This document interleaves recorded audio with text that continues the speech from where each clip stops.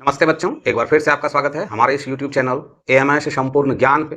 और आज हम आप लोगों के बीच द बफेलो मतलब ये भैंस के ऊपर एक एसे है।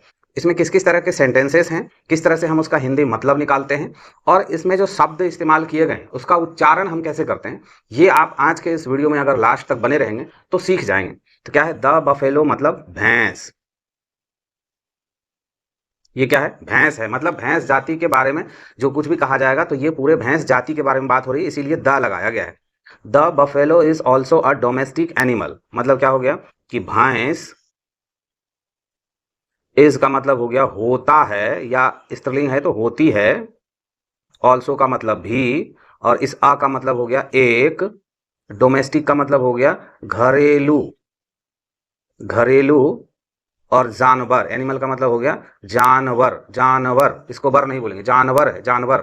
तो क्या हो गया कि भैंस भी एक घरेलू जानवर होती है।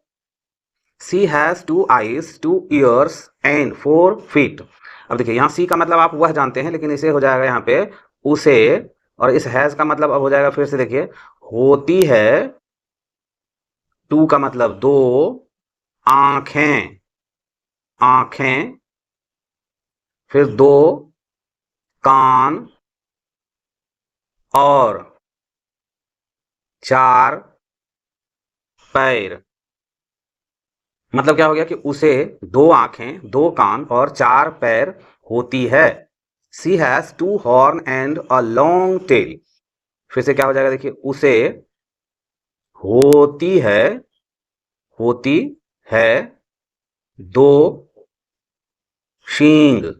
इसको सींग बोलते हैं, घौ नहीं गौ बोलना है। 2 सींग और और एक लंबा पूंछ। मतलब उसे 2 सींग और एक लंबा पूंछ होती है। Buffaloes are generally black in colour. मतलब क्या हो गया देखिए, सॉरी, भैंस है या होती है जनरली मतलब साधारणतः, या तया दोनों बोल सकते हैं। ब्लैक का मतलब हो गया काली, इन का मतलब हो गया में, और कलर का मतलब हो गया रंग।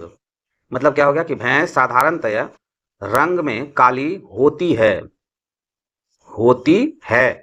अब देखिए कहीं आर का मतलब होती है लिखते हैं, कहीं इज का मतलब होती है लिखते हैं, और कहीं हैज का मतलब होती है लिखते हैं। ये कॉन्सेप्ट अगर आप नहीं समझ पा रहे हैं तो आप हमें कमेंट्स बॉक्स में कमेंट्स करें, मैं आपको इससे रिलेटेड वीडियोस बना के बताऊंगा कि क्या कॉन्सेप्ट है। जब तक आप इस कॉन्सेप्ट को नहीं समझेंगे तो आप सही से सेंटेंसेस को नहीं बना पाएंगे, कहाँ इज लगना है और कहाँ हैज लगना है, क्यों हैज लगता है और क्यों इज लगता है, ये जानना बहुत जरूरी होता है। सी ईट्स ग्रास हस्क एंड ग्रैंड्स। सी मतलब वह। अब देखिए यहाँ पे वह हो गया, इससे पहले उसे लिखे, और कहीं पे था सी उसे लिखे, या उसके भी हो सकता है, उसे या उसके, यहाँ पे वह लिख रहे हैं। क्यों? खाती है, ईट्स का मतलब हो गया खाती है। और अब देखिए ख लिखने में बहुत सारे बच्चे गलत करते हैं। जब आप ख लिखते हैं तो आपका ये वाला मिलना चाहिए, ये अगर नहीं मिलता है ना, आप ऐसे और ऐसे अगर लिख देते हैं तो इसको ख नहीं पढ़ेगा, लोग इसको र और व पढ़ेगा, और इसी को आप ऐसे कर देते हैं तब ये ख बनता है। तो आप बच्चे अक्सर गलत करते हैं, तो ध्यान रखेंगे अब से जब भी आप ख लिखें तो इस तरह लिखें, इसका ये वाला मिलना चाहिए, तभी आप सही ख लिख पाते हैं। ग्रास का मतलब क्या हो गया घास, घास। हस्क मतलब भूसा, भूसा। एंड का मतलब और। ग्रेन का मतलब हो गया अनाज। मतलब वह घास भूसा और अनाज खाती है। सी गिव्स अस मिल्क। वह देती है, देती है। अस मतलब हमें, मिल्क सॉरी दूध, दूध देती है, वह हमें दूध देती है। हर मिल्क मतलब उसका दूध होता है। देखिए होता है। थीकर मतलब गाढ़ा, गाढ़ा। देन मतलब के तुलना में, के तुलना में, किसके तुलना में? गाय के। मिल्क मतलब दूध।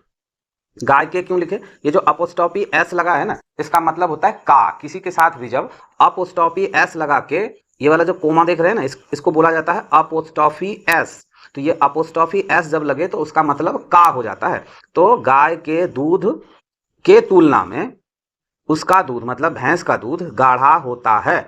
अब देखिए, वी ड्रिंक मतलब हम या हम लोग पीते हैं, पीते हैं। हर मिल्क मतलब उसका दूध।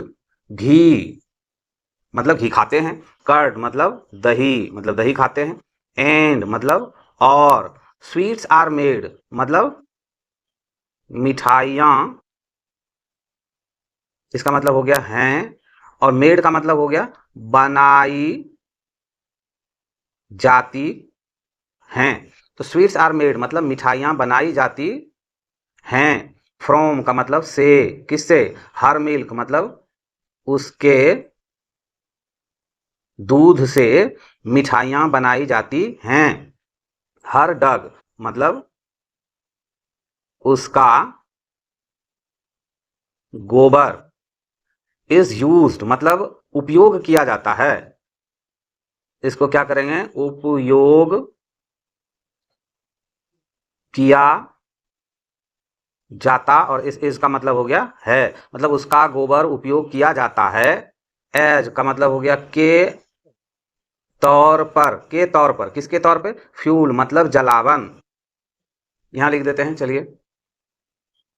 जलावन मतलब उसका गोबर जलावन के तौर पर उपयोग किया जाता है। The buffalo is useful to us मतलब भैंस, इसका मतलब है या होता है। यूजफुल मतलब उपयोगी। इस उपयोग का मतलब है व्यवहार करना, और ये उपयोगी मतलब उसकी विशेषता हो गई। टू का मतलब हो गया लिए। अस मतलब हमें या हमारे। हमारे मतलब भैंस हमारे लिए उपयोगी होता है या होती है। She is found in almost every part of the world. She मतलब वह। इसका मतलब है। फाउंड का मतलब पाई जाती है। इन का मतलब में। Almost every part of the world मतलब लगभग प्रत्येक भाग। ऑफ का मतलब के, और द वर्ल्ड मतलब संसार।